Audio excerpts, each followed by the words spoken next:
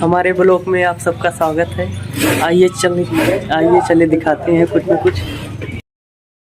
हम लोग पहुंचने वाले हैं वहां पर VN सत्यम भाई के पास।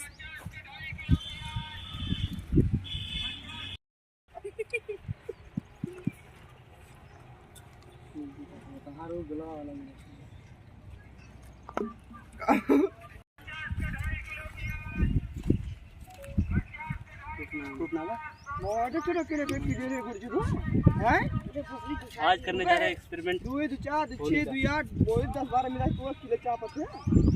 देखिएगा आप लोग, बहुत तगड़ा ब्लास्ट होगा। आज हम लोग करने जा रहे हैं एक्सपेरिमेंट होली का, जो कि ब्लास्ट होगा और हम लोग आपको विश करने चाहते हैं इसलिए। गिट्टी निकली बहुत बुरा तड़ाक लगी। भैया हट जा, पीछे हट जा।